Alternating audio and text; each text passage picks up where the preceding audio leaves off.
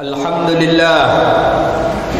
لله الذي نحمده ونستعينه ونستغفره ونعوذ بالله من شرور أنفسنا ومن سيئات أعمالنا من يهده الله فلا مضل له ومن يضلل فلا هادي له أشهد أن لا إله إلا الله وحده لا شريك له وأشهد أن سيدنا ونبينا محمدا عبده ورسوله وصفيه من خلقه وحبيبه بلغ الرسالة وأدى الأمانة ونصح الأمة وكشف الله به الغمة وجاهد في سبيل الله حتى أتاه اليقين صلوات ربي وسلامه عليك يا سيدي يا رسول الله فيا أيها الناس اتقوا الله فقال الله تعالى في القرآن الكريم وهو أصدق القائلين أعوذ بالله من الشيطان الرجيم بسم الله الرحمن الرحيم والعصر إن الإنسان لفي خسر إلا الذين آمنوا وعملوا الصالحات وتواصوا بالحق وتواصوا بالصبر فإن أصدق الحديث كتاب الله وخير الهدي سيدنا محمد صلى الله عليه وسلم وشر الأمور محدثاتها وكل محدثة بدعة وكل بدعة ضلالة وكل ضلالة في النار أما بعد أيها الأحبة الكرام setinggi puja sedalam syukur marilah kita memuji Allah dengan mengucapkan kalimat alhamdulillahi rabbil alamin. Nikmat yang Allah berikan kepada kita sangatlah banyak, mulai daripada nikmat iman, nikmat Islam sampai dengan nikmat di bulan Ramadan. Banyak orang-orang yang saleh yang selalu di dalam doanya Allahumma ballighna Ramadan. Allahumma ya Allah, sampaikanlah kami ke dalam Ramadan. Mulai daripada bulan Rajab dia sudah berdoa, sampai di bulan Ramadan pun dia berdoa lagi. Allahumma balligh Ramadan sana muqbilah. Ya Allah, sampaikan pula lah kami ke dalam Ramadan tahun yang akan datang. Begitulah orang-orang saleh mencintai dan merindukan yang namanya Ramadan.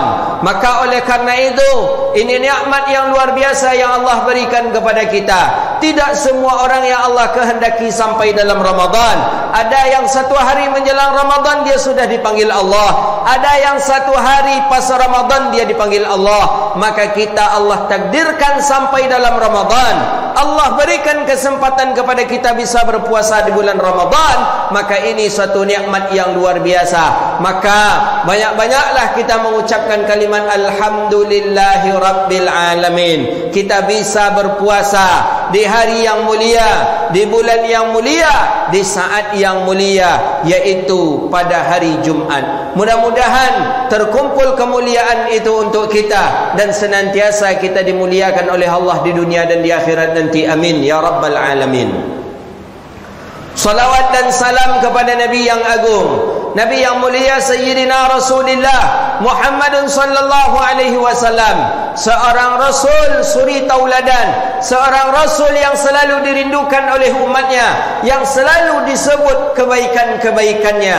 Kalau seandainya kita sebut kebaikan Rasulullah, kata para ulama, hatta yaumal qiyamah, sampai hari kiamat pun belum selesai kita untuk membicarakan seorang makhluk yang sempurna. Itulah dirinya Nabiuna Muhammadun sallallahu alaihi wasallam. Salawat dan salam selalu tercurah kepada Rasulullah. Allahumma salli wa sallim wa barik ala sayyidina wa maulana Muhammadin wa ala alihi wa sahbihi ajma'in. Sahibus syariah. Kalau tidaklah karena Rasulullah, kita tak kenal namanya Ramadan.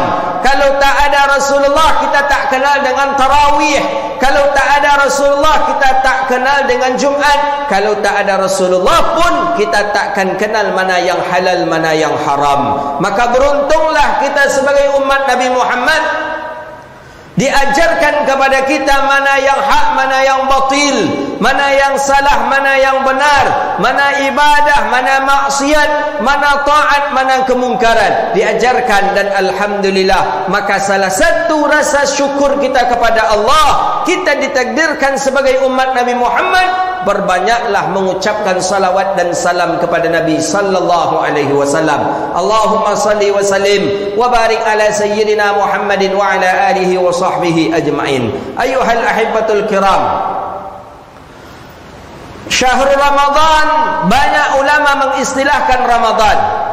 Ada yang disebut dengan Ramadan syahrul rahmah, bulan rahmat. Ada yang menamakan Ramadan syahrul Quran, bulannya Quran.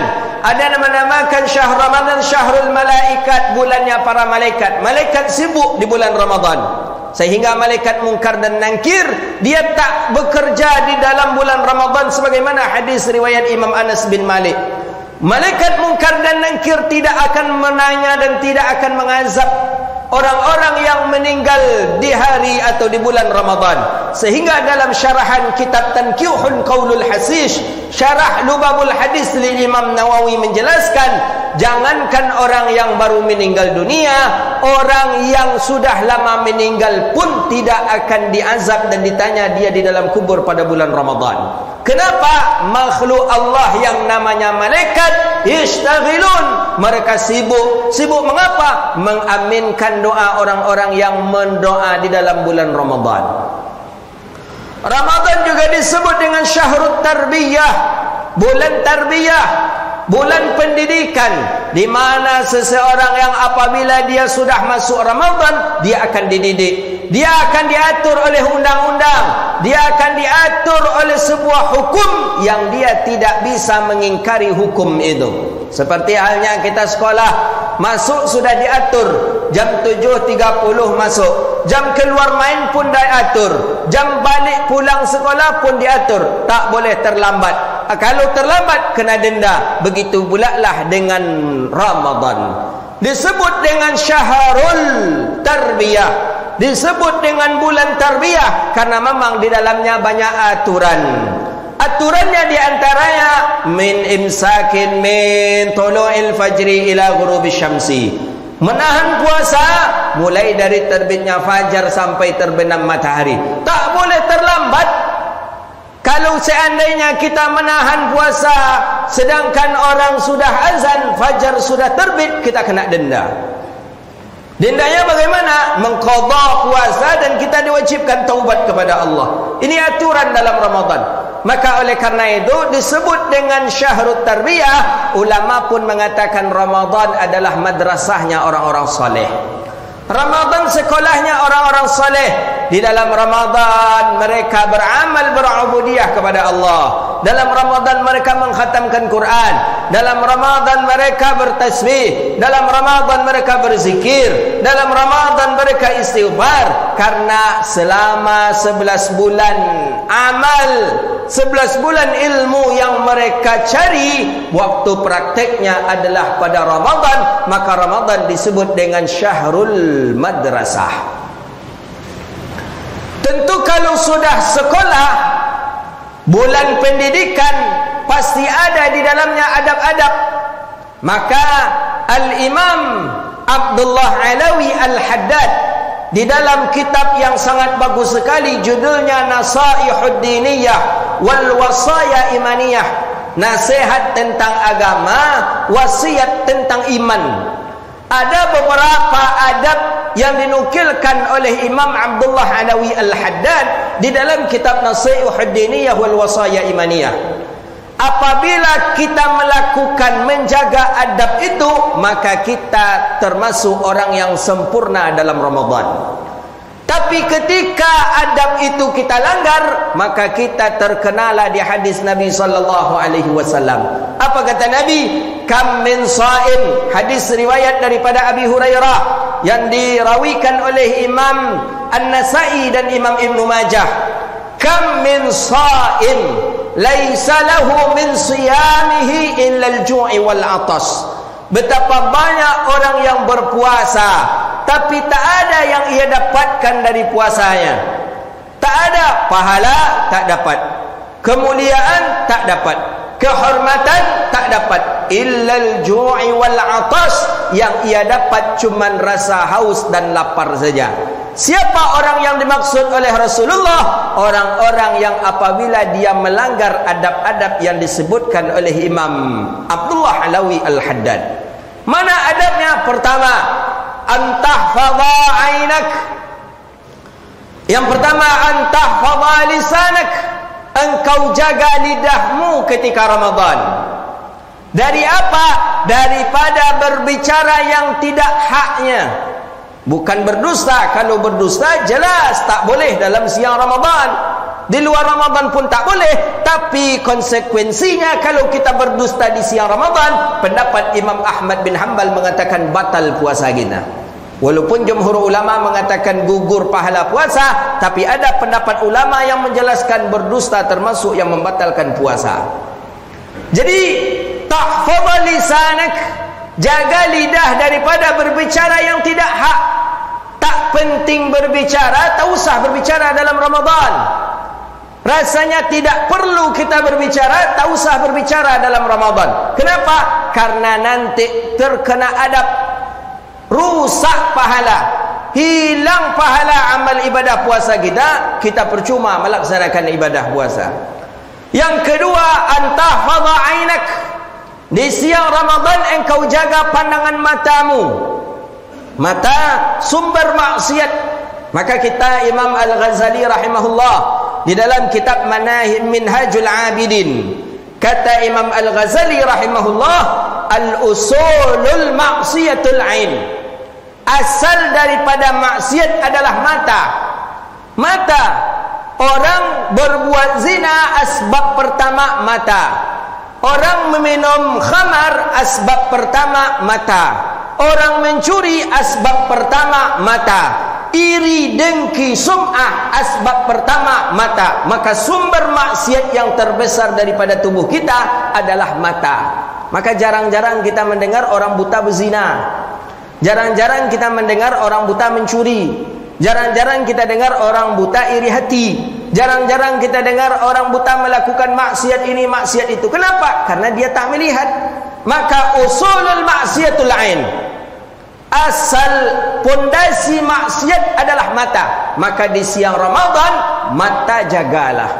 Tak bisa menjaga mata, berarti kita terkena di hadis tadi. Capek kita berpuasa, cuman lapar, cuman haus, itu saja yang kita rasakan. Pahala tak dapat, keredaan Allah tak dapat, kasih sayang Allah tak dapat. Kenapa? Karena kita tidak menjaga adab dalam Ramadan. Maka kata Abdullah Alawi Al-Haddad, adab yang kedua, antahfadha ainak. Engkau jagalah mata engkau daripada sesuatu yang haram. Adab yang ketiga, Imam Abdullah Alawi Al-Haddad menjelaskan, wa antahfadha butunak. Engkau jaga batin perut daripada syahwat, keinginan-keinginan yang akan menghilangkan ibadah puasa. Ketika kita nak berbuka puasa, berjalan ke pasar, tempat berjual perbekalan, di sana nampak semuanya makanan yang terhidang, kita beli. Ini kita beli, itu kita beli, itu kita beli. Ternyata semuanya itu tidak lain sekadar syahwat batnin, perut. Maka oleh karena itu Syekh Abdullah Alawi Al-Haddad menguncinya apa? Salah satu agar menjaga puasa kita ini agar berkualitas, alla taksirul akalul halalul indal iftar. Tidak memperbanyak makanan yang halal ketika berbuka puasa. Bahasa beliau sangat indah sekali. Jangan memperbanyak makanan yang halal ketika berbuka. Bukan berarti makanan haram dibolehkan ketika berbuka. Tidak memperbanyak makanan yang halal dalam berbuka. Makanan yang halal saja tak boleh diperbanyak dalam berbuka. Makanan yang haram sedikit saja ketika berbuka, hindarkan itu. Kita sedang ibadah kepada Allah, berbuka dengan yang halal, sahur dengan yang halal. Sedikit saja yang haram yang tumbuh di dalam perut kita menjadi darah, semua ibadah kita tidak akan diterima oleh Allah. Maka oleh karena itu jelas dalam riwayat hadis, man nabata minal haram fannaru aula biha. Segala sesuatu yang tumbuh daripada yang haram, maka nerakalah yang layak pertama kali tempat baginya. Darah dalam tubuh kita ada terbit daripada darah haram. Dari mana darah haram ini? Daripada harta syubhat, daripada harta riba, daripada harta hak orang lain. Fannaru aula biha, maka nerakalah yang layak untuk membakar diri kita. Maka oleh karena itu Syekh Abdullah Alawi Al-Haddad sudah menjelaskan, alla taktsura, jangan sampai memperbanyak makanan yang halal ketika berbuka puasa. Makanan yang haram tak boleh. Jangankan banyak, sedikit pun tak boleh. Begitulah indah bahasa beliau. Yang halal jangan sampai banyak. Dalam arti kata bagaimana? Agar jangan sampai melalaikan kita untuk ibadah kepada Allah. Batnil mumtila, ingat Rasulullah, Nabi berbuka kadang dengan 1 biji kurma, kadang dengan 5 biji kurma. Kemudian Nabi teguk air beberapa teguk, kemudian Nabi salat. Qiyamul lail Nabi kuat. Tapi ketika batnil mumtila, perut sudah kenyang, maka ibadah kita tidak akan khusyuk lagi kepada Allah Subhanahu wa taala. Kemudian adab yang berikutnya disebutkan oleh Imam Abdullah Alawi Al-Haddad adalah al-taqlilan naumi fi Ramadan. Tadi bahasa di makanan, tidak memperbanyak makanan. Ini bukan tidak memperbanyak tidur, tapi mensedikitkan tidur di siang Ramadan. Karena beliau maklum orang-orang di siang Ramadan pasti banyak tidur, sehingga ada hadis-hadis palsu yang sengaja dibunyikan oleh orang-orang yang suka tidur. Az-naumul au naumus saimun ibadah, tidurnya orang yang berpuasa adalah ibadah. Ini adalah hadis palsu. Nabi tak pernah mengucapkan ini. Walaupun hadisnya palsu, maknanya mungkin bisa saja sahih, akan tetapi tidur yang seperti apa yang disebut dengan ibadah? Nabi dalam Ramadan, siang Ramadan tidur, ya, tapi tidur Nabi tidur qailulah.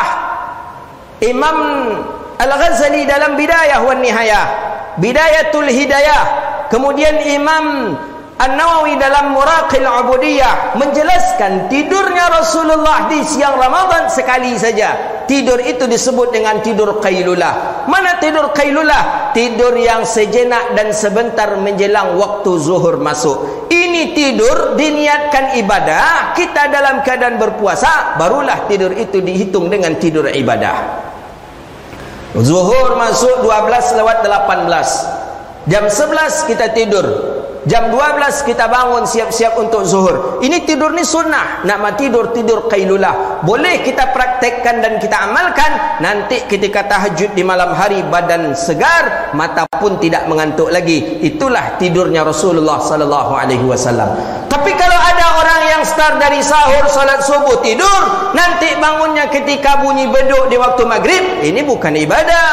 Ini tidur-tidur maksiat. Ketika waktu yang diberikan kepada kita, kita bisa bermohon kepada Allah, meminta kepada Allah, istighfar kepada Allah, dan ternyata kita jadikan itu untuk tidur, maka sia-sialah waktu yang mulia berlalu di hadapan kita. Maka oleh karena itu, mudah-mudahan kita yang sudah masuk ke dalam bulan pendidikan ini, bulan Syahrut Tarbiyah ini, mudah-mudahan kita bisa mendapatkan pelajaran. Tentu pelajaran itu dengan mengamalkan adab-adab dan akhlak selama bulan Ramadan. Fa'tabiru ya ulil absar la'allakum turhamun.